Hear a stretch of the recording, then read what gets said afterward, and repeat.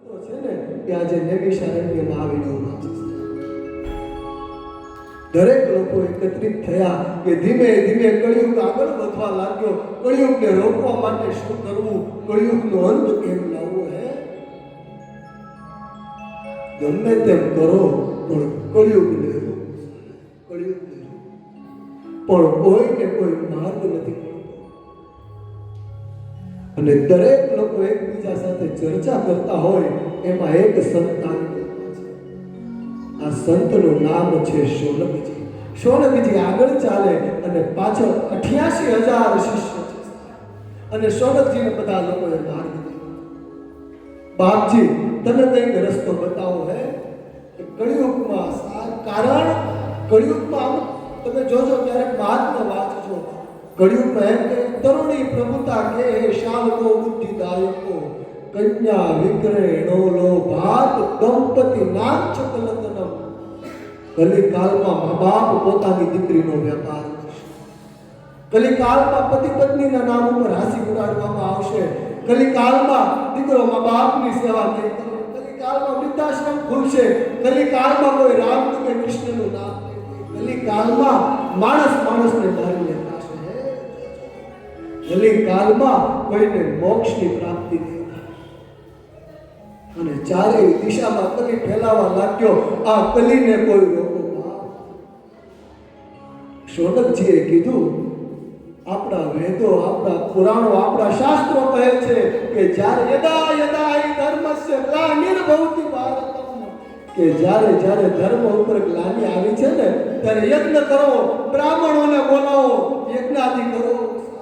કળિયુગને રોકવો હોય તો ન ભૂતો ન ભવિષ્યંતિ.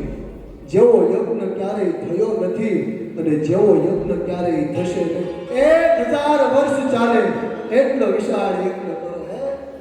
એમ કહેવાય મોટા મોટા સાહેબ યજ્ઞ કુંડ, એક થી પ્રખર એક પુરાણી અને યજ્ઞની આહુતિ ચાલુ થઈ. 1 વર્ષ, 2 વર્ષ, 50 વર્ષ, 100 વર્ષ, 200 વર્ષ, પણ કલીને તલવાર પણ અસર નથી. અને ધીમે ધીમે સંતો નિરાશ થવા લાગ્યા. પ્રભુ કલિયુગનો માનવી શું ભાગ્યહીન થઈને રહેશે?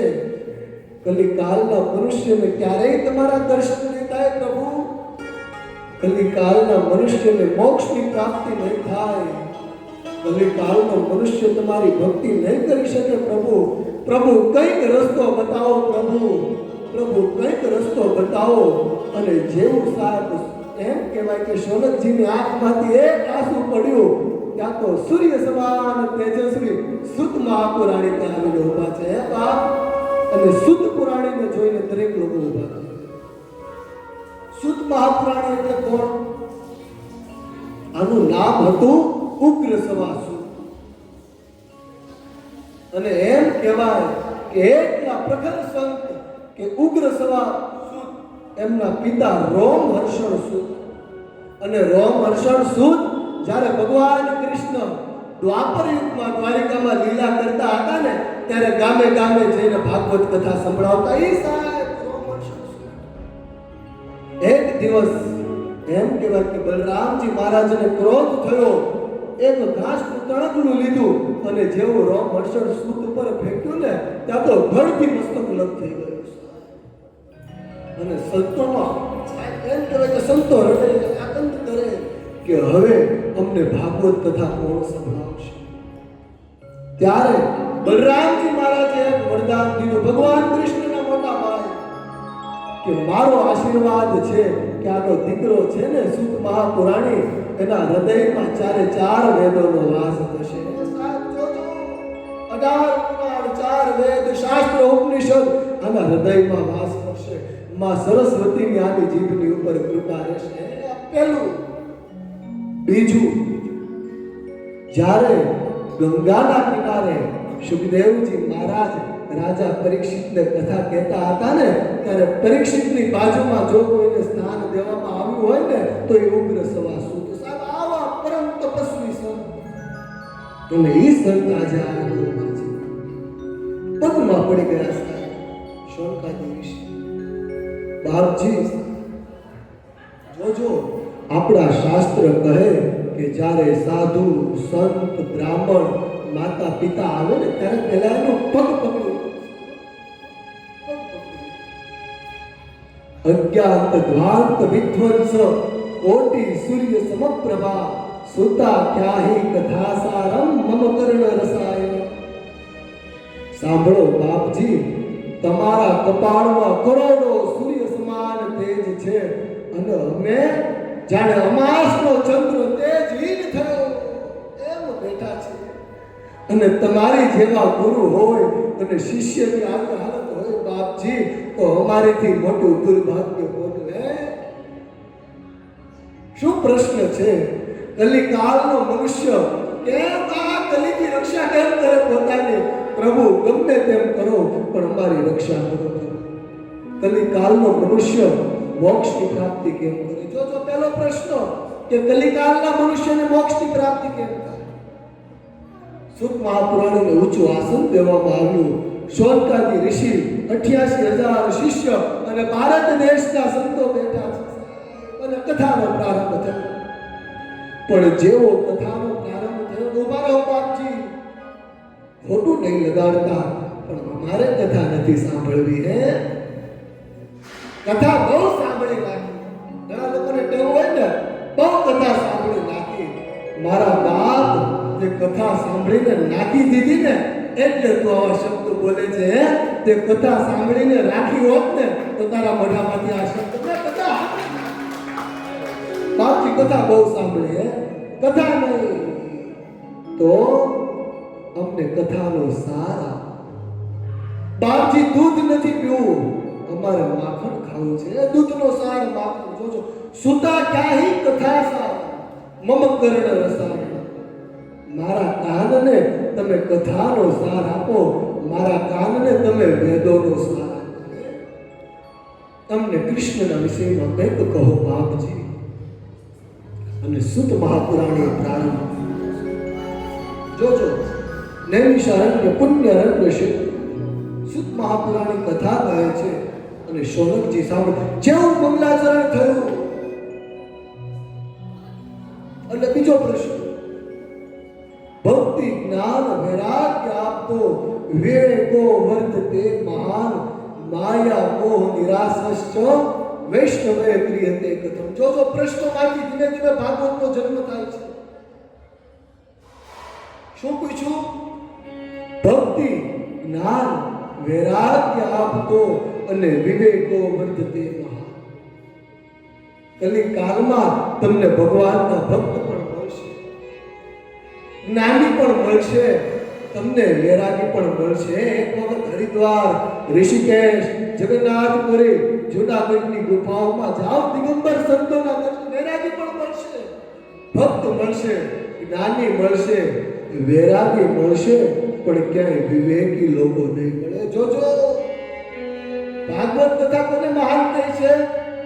વિવેકો વર્ધતે મહાન. સંસ્કારી લોકો બહુ ઓછા મળે હે કલિકાળમાં. કંઈક વિવેકની પ્રાપ્તિ થાય એવી કથા કરો. અને બાપજી, અમારો મુખ્ય પ્રશ્ન એ છે કે કળિયુગ ચારેય દિશામાં ફેલાઈ ગયો, પણ આ વૈષ્ણવની ઉપર કેમ કળિયુગની અસર નથી થતી? આ કલિકાળ વૈષ્ણવનો સ્પર્શ પણ નથી કરી શકતો હે. આનું કારણ શું છે? વૈષ્ણવ શું કરે છે એ તમે મને કહી શકો? ત્રીજો પ્રશ્ન, એક પછી એક પ્રશ્ન કહે પણ કથાને થોડી આગળ. અને જ્યારે જોજો, વિવેક કેવો કે ચિંતાર મણી લોકો સુખમ સુરદ્રુ સ્વર્ગ સંપદા. જોજો જીતુભાઈ, ધ્યાનથી સાંભળજો આ શ્લોક. ચિંતા મણીર લોકો સુખમ સુરદ્રુ સ્વર્ગ સંપદા ને પ્રયચ્છતિ ગુરુ પ્રીતો વૈકુંઠમ વિયોગી દુર્લભમ. બાપજી, તમે હમણાં અમારું દુઃખ સાંભળશો, તમને અમારી પર દયા આવશે. ચિંતા મણી લોકો સુખમ. ચિંતા મણી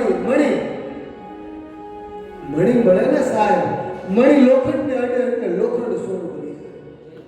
ચિંતા મણી લોકો સુખમ કે જો તમે અમારી પર પ્રસન્ન થયા અને તમે અમને મણીનું દાન દઈ દીધું તો આ સંસારના સમગ્ર સુખ અમને મળી જશે.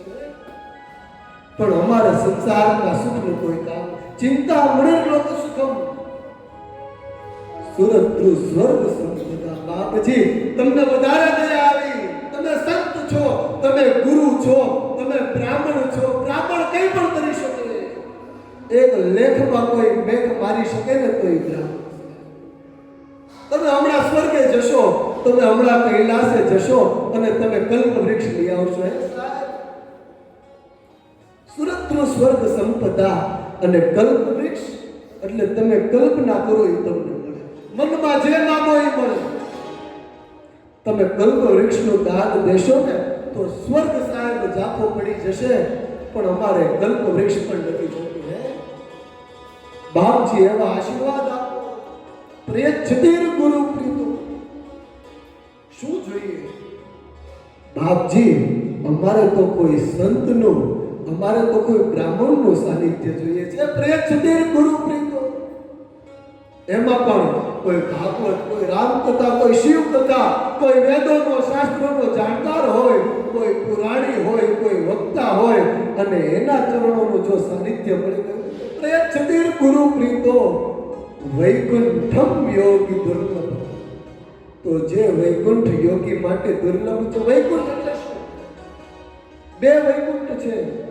પેલું વૈકુંઠ એટલે નારાયણ જોજો જે યોગીઓ માટે દુર્લભ છે એ નારાયણ અમારી સામે આવીને ઊભા રહી જશે અને બીજું વૈકુંઠ એટલે જ્યાં પરમાત્મા વાસ કરે છે જો કોઈ બ્રાહ્મણનો કે કોઈ ગુરુનું ચરણ મળી ગયું ને તો અમારે કૃષ્ણને મળવા નહીં જવું પડે કે કૃષ્ણ સામે ચાલીને સુદામાની ઝૂંપડી આવશે હે બાપ જીતુભાઈ તમે ભાગ્યશાળી છો કે તમને શાસ્ત્રી દાદા જેવા ગુરુ મળ્યા હે બાપ ખાલી એટલું કહું છું કે આ ગુરુજીનું ચરણ પકડી રાખજો આપણા વેદો કહે આપણા શાસ્ત્ર કહે કે ગુરુનું ચરણ ક્યારેય ન છોડવું આવનારા સમયમાં બહુ ચર્ચા કરશું પણ આજે થોડું મંગલાચરણ કરીએ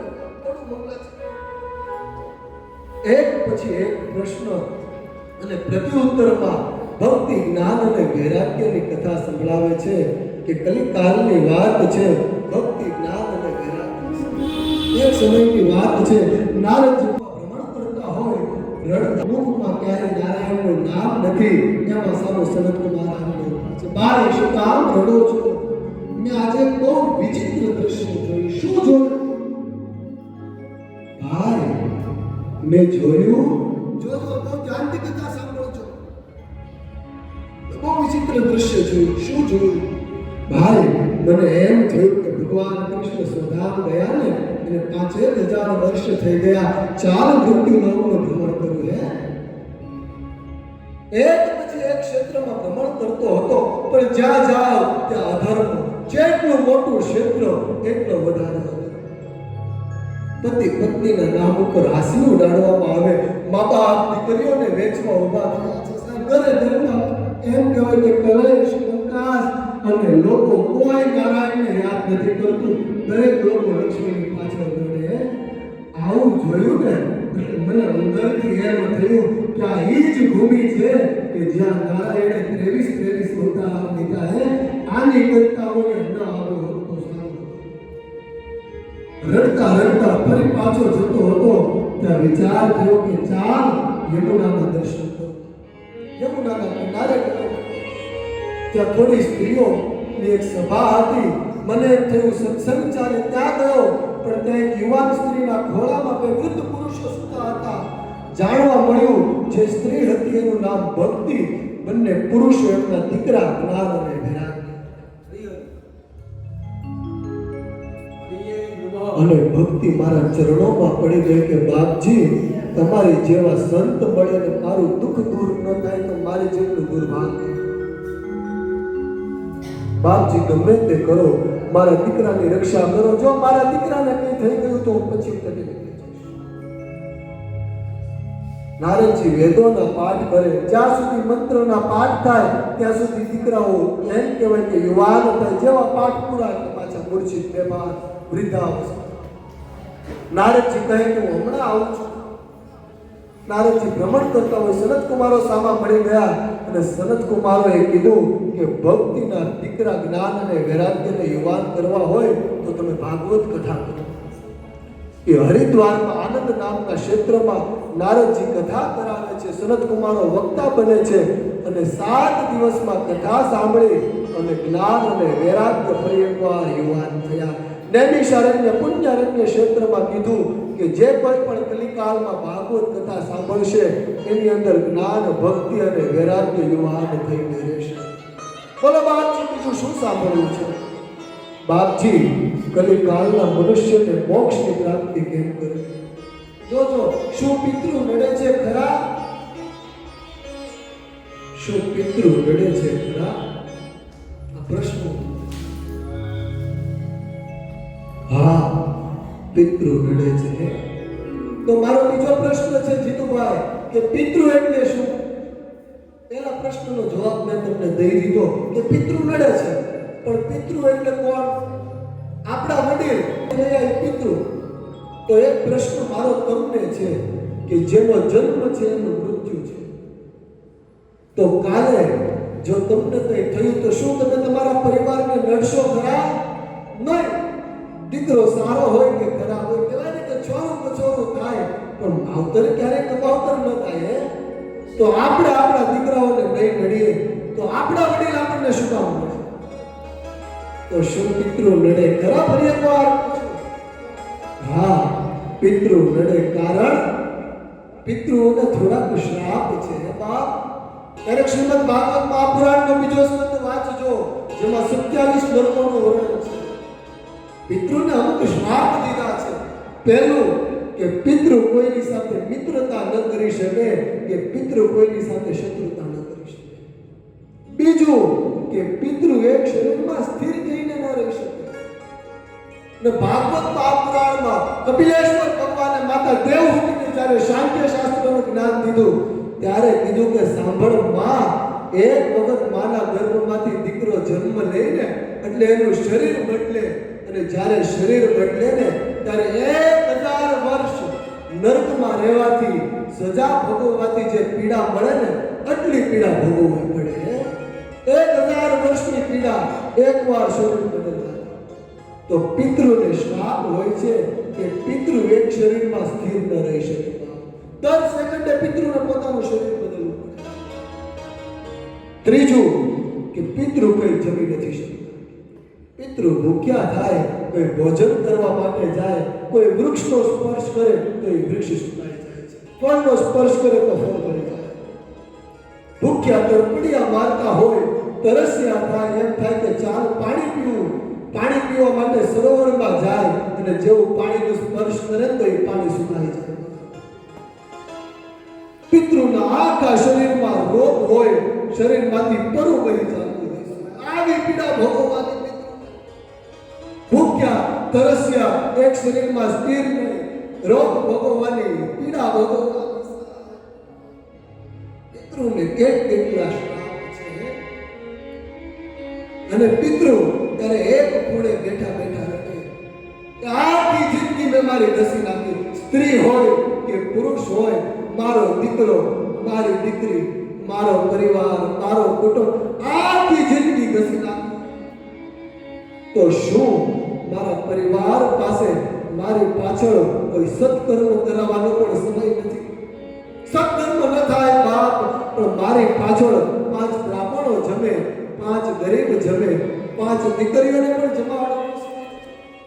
અને ત્યારે એ પિતૃ કોપાયમાન થાય કે ચાલ મારા દીકરાને કહું કે તારા વડવાઓ બહુ દુઃખી થાય છે, દીકરા એની રક્ષા કરો. અને ત્યારે એ પિતૃ કોઈ પણ સારું કાર્ય ચાલતું હોય ને તેમાં વિઘ્ન ઉભા કરે. એકવાર વિઘ્ન આવે, બીજી વાર આવે, ત્રીજી વાર આવે, અને ત્યારે માણસ થાકીને કોઈ ગુરુના ચરણે જાય છે.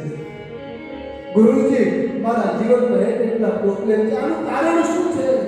એમાં કોઈ જાણકાર બ્રાહ્મણ હોય, કોઈ જાણકાર સંત હોય તો એ કહે કે દીકરા, તારા પિતૃઓ પીડાય છે, એની પાછળ તું કોઈ સારું કર્મ કર, યજ્ઞ યજ્ઞાદિ કર, ભાગવત કથા કર.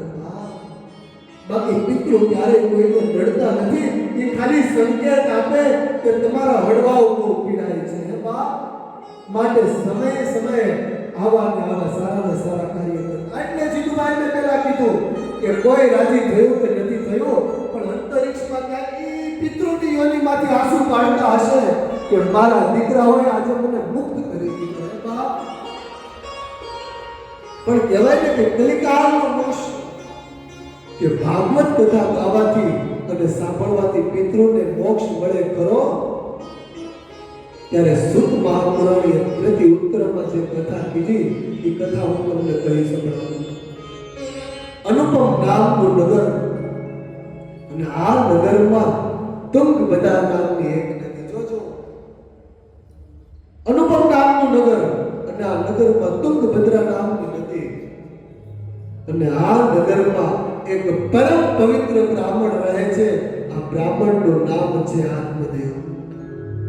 આત્મદેવ એટલે કર્મકાંડી પ્રખર વિદ્વાન બ્રાહ્મણ અને અનુપમ નગરના રાજ્યના રાજાને કંઈ કરવું હોય ને તો આત્મદેવની સલાહ લે કે બાપજી આવા પ્રખર વિદ્વાન બ્રાહ્મણ એમ કહેવાય કે ઠાકોરજીના આઠે હાથ જેની ઉપર છે આવા વિદ્વાન બ્રાહ્મણ. અને આ આત્મદેવની પત્નીનું નામ ધૂંધલી. જોજો, હવે આપણે થોડું તત્વ ઉપર જઈએ. અનુપમ નગર એટલે આ સંસાર. તુંગભદ્રા, તુંગ એટલે શરીર, સંસ્કૃતનો શબ્દ છે તુંગ.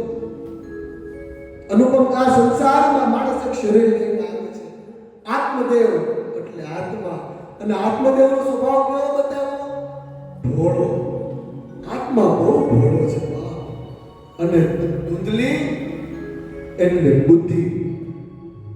ધૂંધલીનો સ્વભાવ છે કપટ, મારા તારી, લોકોની નિંદા કરવી, લોકોના ઘરમાં આ સ્વભાવ ધૂંધલીનો.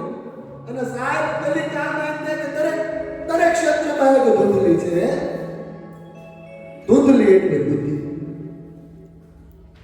ભગવાનની કૃપા છે આત્મદેવ ઉપર, પણ આત્મદેવ વૃદ્ધ થયા. આત્મદેવની ત્યાં કોઈ સંતાન. આત્મદેવ સંતાન નથી પણ રાજી છે કે જય મારા પરમાત્માની ઈચ્છા હે. એમાં એક દિવસ આત્મદેવ કે કર્મકાંડના કામથી આત્મા થોડો પૂજાની સામગ્રી છે એટલે ઘરની બહાર નીકળતા હતા ત્યાં સામેથી થોડાક લોકો કોઈ સારા કામે જતા હશે અને એણે કીધું આ શું? આ તો વાંજીઓ સામે પડી ગયો. એ બહુ મોટું અપશકન થયું. આજે સારા કામ માટે ન જવાય. અને જેવો વાંજીઓ શબ્દ સાંભળ્યો ને ત્યાં તો એમ કે ભાઈ આત્મદેવના હાથમાંથી સાહેબ પૂજાની સામગ્રી. બધું સહન થાય પણ આ મેળું સહન ન થાય. આ મેળું સહન ન થાય. અને આ સાંભળવા કરતા ચાલ મરી જાય. આત્મદેવની આંખમાં આંસુ છે અને આત્મદેવ દોડતા દોડતા એમ કહેવાય કે તુંગભદ્રા નદીના અને વાત પણ બહુ સાચી છે. ઓ સાહેબ કે શબ્દ છોડવા પહેલા બહુ ધ્યાન રાખો. શબ્દની કિંમત કરતા શીખજો ને.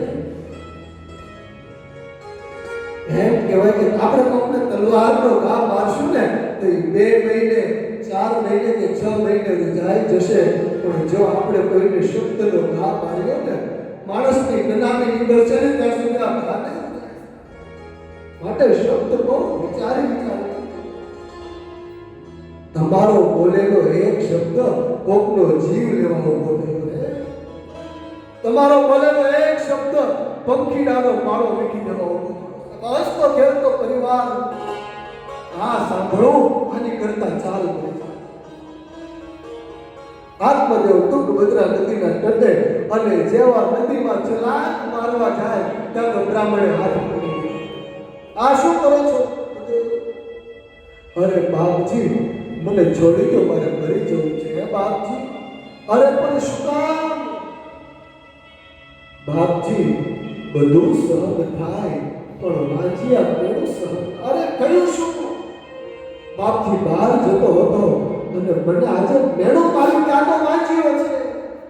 બાપજી એક શેર માટેની ખોટ છે, એક સંતાનની કમી છે. બાપજી બધી ભગવાનની કૃપા છે પણ એક સંતાન. બાપજી મરી જવું છે. અરે દીકરા જેની ત્યાં સંતાન છે એ પણ દુઃખી છે અને જેની ત્યાં સંતાન નથી ને એ પણ દુઃખી છે. માટે મરવાનો વિચાર છોડી દે દીકરા અને તારી ઘરે પાછું જા. નહીં બાપજી, આજે એમાં બ્રાહ્મણ કે જ્યોતિષના જાણકાર હશે. દીકરાનો હાથ બતાવતો. દીકરા હાથ જોયો.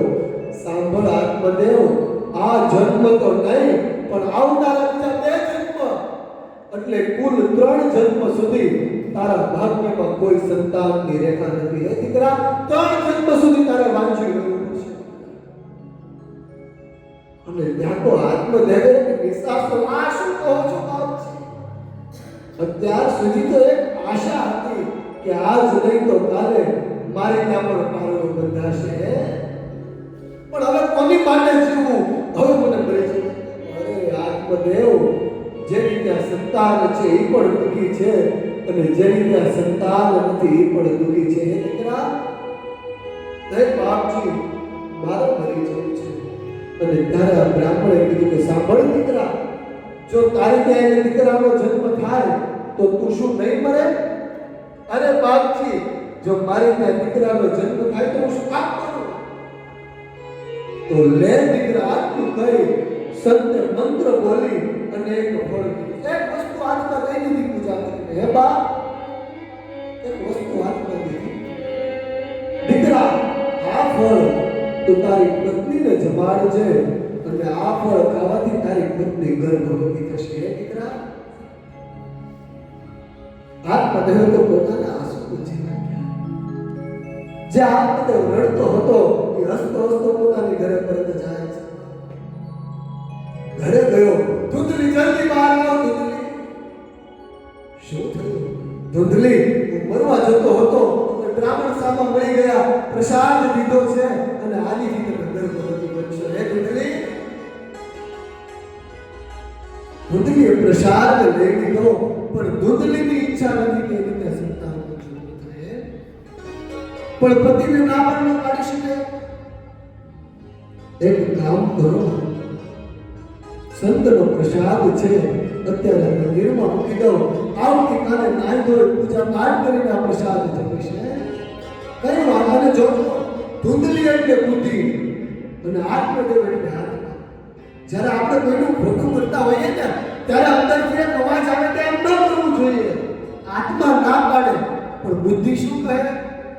આમ કરી નાખવામાં તારો ફાયદો છે.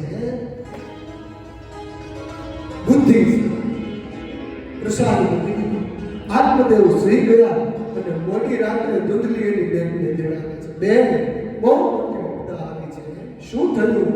કોઈ બ્રાહ્મણે પ્રસાદ દીધો છે, આ ખાવાથી ગર્ભ હોવાને મારે કોઈ સંતાનની જરૂર નથી. હે, આ વૃદ્ધા અવસ્થામાં ક્યાં પ્રસૂતિની પીડા સહન કરી? શું કરવું? મારી પાસે એક ઉપાય છે. શું? હું ગર્ભવતી છું અને મારો પતિ ધનનો લોભી છે, પૈસાનો લાલચ. તું ગર્ભવતી થવાનું નાટક કર. મારી ત્યાં દીકરાનો કે દીકરીનો જન્મ થશે. મોડી રાત્રે બધા સૂતા હશે ત્યારે મારો પતિ દીકરાને કે સંતાનને લઈને આવશે. દીકરો ઉઠી જશે અને ધનની સોનાની એક પોટલી લઈને નીકળી જશે. ધૂંધલી બરાબર છે. તો સાંભળ, આવતીકાલે સવારમાં આ કામનગરમાં જાહેરાત કરાવી દેજો કે ધૂંધલી ગર્ભવતી. તો આ પ્રસાદનું શું કરવું? અરે ત્યાં તો સાહેબ ધૂંધલીની બેને ફળ હાથમાં લીધું. આવા બે બ્રાહ્મણના પ્રસાદથી કઈ બાળકના જન્મ ન થાય. આટલું કહીને પ્રસાદ બહાર ફેંક્યો અને જેવો પ્રસાદ બહાર ફેંક્યો ને ત્યાં આત્મદેવના ઘરના આગળ જે ગાય બાંધી હતી ને એના મોઢા ગાય જાગી ગઈ અને ગાય પ્રસાદ જમી. બીજા દિવસે સવાર પડી અને આખા અનુપમ નગરમાં જાહેરાત થઈ કે સાંભળો સાંભળો સાંભળો, અનુપમ નગરના જે સ્વયં કહેવાય છે રાજગુરુ છે એની પત્ની ધૂંધલી ગર્ભવતી થઈ. આત્મદેવને તો સાહેબ આત્મનો કઈ પાર નથી. 1 મહિનો, 2 મહિના, 3 મહિના અને જેવો ચોથો મહિનો બેઠો ને ત્યાં તો પ્રસાદના સેવનથી એક બ્રાહ્મણના આશીર્વાદથી આજે ગાય પણ ગર્ભવતી થઈ છે. અને આત્મદેવનો આનંદમાં આનંદ ભરે. એક સમય હતો કે મારી ત્યાં કોઈ સંતાન, આજે મારી ત્યાં પણ સંતાન, મારી ગાયને ત્યાં પણ સંતાન. કારણ ગાય શું પાતી હતી? શાસ્ત્રો કહે કે આપણી ત્યાં સંતાન ન હોય ને અને ઘરના આંગણે ગાય હોય અને એની ત્યાં જો કોઈ સંતાન હોય ને તો કોઈ તમને વાંચ્યા ન કરી શકે. પણ ગાયને પણ વર્ષો થઈ ગયા પણ એને પણ ગર્ભ નહોતો રહેતો. મારી ત્યાં મારી પત્ની પણ ગર્ભ હતી, મારી ગાયમાં પણ ગર્ભ હતી. એમાં પાંચમો છઠ્ઠો સાત 9 મહિના થયા અને એક દિવસ રાતનો સમય કે દૂધની બેનની ત્યાં એક દીકરાનો જન્મ થયો. જોજો નૈમિષારણ્ય પુણ્યરણ્ય ક્ષેત્રમાં સુદ મહાપુરાણી આ કથા શૌનકજીને કહે. મોડી રાત્રે ધૂંધલીની બેનનો જે પતિ હતો એ દીકરાને લઈને આવે, ધૂંધલીને દીકરો સોંપી દે અને સોનાની પોટલી દે. સવારનો પહોર સાંભળો આત્મદેવ, ગઈકાલે મોડી રાત્રે આપણી ત્યાં એક દીકરાનો જન્મ. આજે આનંદ સાંભળો ધૂંધલી, તારા કારણે વૃદ્ધ અવસ્થામાં મને પિતા થવાનું સુખ પડ્યું છે. તારો દીકરો છે ને ધૂંધલી, માટે આનું નામ હું ધુંધુકારી પાડું છું. ધુંધુકારી 3 મહિનાનો થયો અને જે ગાય માતા બ્રાહ્મણનો પ્રસાદ જમવાથી ગર્ભવતી થયા હતા ને એની ત્યાં પણ એક દીકરાનો જોજો દીકરાનો જન્મ થયો. ગાયની ત્યાં દીકરાનો થયો અને આખું નગર ભેગું થયું. કેવું વિચિત્ર બાળક, કેવું વિચિત્ર બાળક. શરીર મનુષ્યનું પણ કાન ગાય. જો ગૌકર્ણ, જો ગૌકર્ણ, જો ગૌ, જો ગાયનું સંતાન છે પણ ગાય જેવા કાન છે. ગૌ ગાયનું સંતાન છે પણ મનુષ્ય જેવું પણ કાન ગાય જેવા છે. આ અનુપમ નગરમાં ગૌકર્ણ એટલે આત્મદેવે કીધું કે આજથી આ દીકરાનું નામ હું ગૌકર્ણ પાડું છું. બંને દીકરા ધીમે ધીમે મોટા થવા લાગ્યા. એમ કહેવાય ગૌકર્ણ મહારાજ ધીમે ધીમે શિક્ષા મેળવે પણ ધુંધુકારી નાનપણથી લડાઈ ઝઘડો મારા. સ્કૂલમાં ભણવા માટે જાય, પાઠશાળામાં અને ચોરી કરી નાખે. માં બધું જાણે અને માં બધું જાણે પણ પોતાના દીકરાની ભૂલો. અને હવે દિવસે ને દિવસે ધુંધુકારી કેટલી ફરિયાદ આવવા લાગી. ધુંધુકારી કેટલી ફરિયાદ આવવા લાગી કે આત્મદેવને થયું કે આને ચાલો વેદોનું જ્ઞાન આપો. આ થોડો ગાયો થાય, વેદોનું જ્ઞાન આવે ને એટલે મનુષ્ય ધીર ગતિર. ધુંધુકારી અને ગૌકર્ણને વેદોનું જ્ઞાન આપવામાં આવે, શાસ્ત્રો ભણાવવામાં આવે પણ ધુંધુકારીને ધ્યાન દેતા નથી અને ગૌકર્ણ મહારાજ ભણી ગણીને મોટા વિદ્વાન.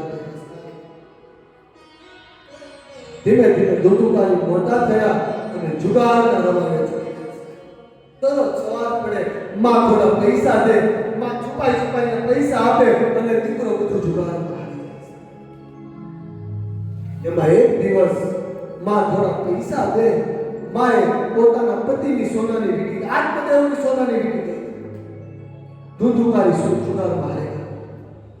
થોડો સમય થયો અને કુદરતને કરવું કે આજે આત્મદેવ પૂજા માટે બહાર નીકળ્યા, કર્મકાંડ માટે યજમાનની ઘરે બેઠા પૂજા કરાવતા હતા અને આત્મદેવની નજર યજમાનના હાથ ઉપર અને પૂજા સાંભળો યજમાન, ખોટું નહીં લગાડતા પણ આ સોનાની વીંટી મારી છે. કારણ રાજાએ બહુ પ્રેમથી મને ભેટમાં દીધી હતી. અરે ભૂદેવ, આ બધી વાત મારે નારી કેમ જવા દો? મારી વસ્તુ છે, રાજાએ બહુ પ્રેમથી દીધી. આ મારું છે, આ તમારું છે ને? લ્યો ભૂદેવ રાખો. આ તમારા તમે લઈ જાઓ. નહીં, આ તમારી પાસે કેમ આવ્યું? અરે જવા દો ને, આ મારે જાણવું છે. તો સાંભળો આત્મદેવ, તમારો દીકરો ધુંધુકારી છે ને એ મારી સાથે જુગારમાં અને હારી ગયો. મારો દીકરો લ્યો પણ તમે લેતા જાઓ ભૂદેવ. તમે અમારા મૂળમાં છો, તમારું અમારીથી ન રખાય. હે બ્રાહ્મણનું ઋણ રાખીને કયા ભાવમાં સુખી થશો? હે લઈ જાઓ તમે. અરે હું પરમ પવિત્ર બ્રાહ્મણ છું.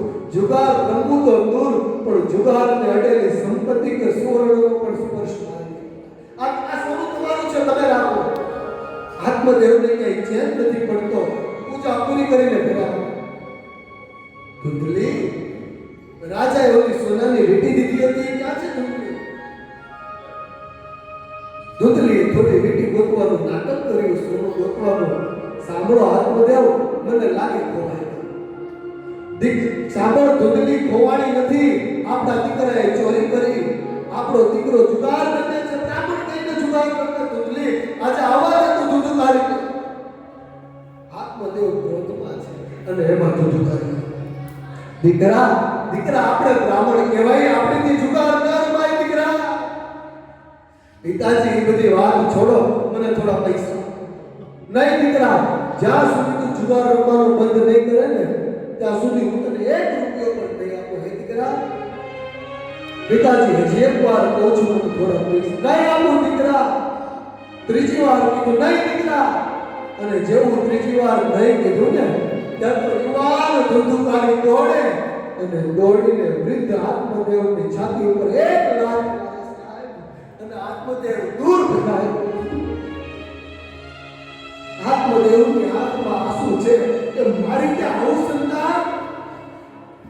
ઓલા બ્રાહ્મણના વચન યાદ આવે કે આત્મદેવ જેની ત્યાં સંતાન છે એ પણ દુઃખી છે બાપ, અને જેની ત્યાં સંતાન નથી મારી ત્યાં આવો દીકરો. આની કરતા પ્રભુ હું વાંચ્યો હતો એ સારું હતું. હે આત્મદેવ રડે પણ ધૂંધલી દૂર પાસે છે. બાપ બાપને ભલે મારે પણ દીકરો મારા તો કયામાં છે ને, મારા તો કબજામાં છે ને. દીકરો દીકરા તારે જેટલો મારવો એટલો માર, પણ આપણે બ્રાહ્મણ છીએ. જ્યાં સુધી તું જુગાર રમીશ ને તને દેવા માટે મારી પાસે 1 પણ રૂપિયો નથી. દરરોજ સવાર પડે અને ધૂંધુકારી એમ કહેવાય આત્મદેવને ધૂંધલી દૂર બેઠા બેઠા હશે.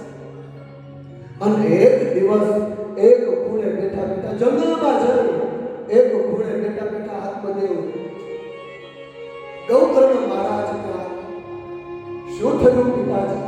અરે દીકરા, મારી ત્યાં આવો દીકરો ધૂંધુકારી મારો દીકરો હોય જ નહીં. હે સોનું ક્યારેય પિત્તળ ન બને અને પિત્તળ ક્યારેય સોનું. આ મારો દીકરો, મારી ત્યાં આવો દીકરો. દીકરા દીકરા મારે મરી જવું છે પણ હું મરી પણ નથી શકતો. હે દીકરા, જોજો સાહેબ, જીવનમાં એક સમય એવો આવે કે માણસને જીવનમાં કોઈ રસ નથી પણ બીજાને જીવાડવા માટે જીવવું પડે છે. કે જો દીકરા હું મરી જઈશ તો તારું ધ્યાન કોણ રાખશે? મારી પત્નીનું, તારી માતાનું ધ્યાન કોણ રાખશે? દીકરા આ મારો દીકરો હતો. અને ત્યારે ગૌકર્ણ મહારાજ જે જ્ઞાન આપે છે, જેને ભાગવત ગૌકર્ણ ગીતા કહે છે. ગીતા ઘણી પ્રકારની છે. ગણેશ ગીતા, શિવ ગીતા, ગૌકર્ણ ગીતા, શ્રીમદ ભગવદ ગીતા. ગીતાના ઘણા પ્રકાર, ગીતાનું જ્ઞાન આપે છે. અને જ્ઞાન મેળવી અને આત્મદેવની અંદર વિરાજ કરે. આત્મદેવ ધ્યાનમાં સમાધિમાં બેસી જાય અને આત્મદેવને મોક્ષની પ્રાપ્તિ થઈ. જોજો ઘરમાં એક વિચિત્ર પાત્ર આવે ને સાહેબ તો પંખીડાનો માળો વેચી નાખે છે. 4 હતા એમાંથી 3 આત્મદેવને મોક્ષની પ્રાપ્તિ થઈ. હવે ધુંધુકારી માં પૈસા ચાલે દીકરા. દરરોજ દીકરો પૈસા માગે, માં આપે. પણ એક સમય એવો આવ્યો કે માં પાસે પૈસા નથી. માં પૈસા દેવી માં, દીકરા પૈસા નથી. ધુંધુકારીને એમ કે પૈસા છે પણ માં દેવાની ના પડે. માં હજી એક વાર કહું છું, માં પૈસા આપી દે. અરે દીકરા મારી પાસે કઈ નથી દીકરા. અને હવે ધુંધુકારીએ પોતાની માને સાહેબ સમયનું ચક્ર છે. સાહેબ કર્મ કોઈને છોડતો નથી. હું જ વીતી અને તું જ વીતી છે. કર્મ કોઈને છોડતો નથી. જ્યારે પોતાના પતિને મારતા હતા ને ધુંધુકારી, ત્યારે માએ એમ કહે, દીકરા કે તારો બાપ છે નહીં, દૂર બેટા કર્મ કોઈને ન છોડતો. દરરોજ સવાર પડે અને ધુંધુકારી ધુંધલીને મારે. અને એમાં એક દિવસ રાત્રિનો સમય અને ધુંધુકારી શરાબ મદીના પાન ડ્રિંક કરીને ગયા નશામાં છે માં પૈસા નહીં માં અરે દીકરા નથી તે હોય તો હું તને આપી દઉં દીકરા ત્યાં તો દીકરાએ લાકડું સળગાવ્યું અને સળગતું લાકડું માની હાથ અને ધુંધલીના હાથમાંથી લોહી વહી અને ધુંધલી સમજી ગઈ કે આજે આપણે મારી નાખશું ધુંધલી પોતાની રક્ષા કરવા માટે ઘર છોડી જંગલ તરફ ભાગે અને પાછળ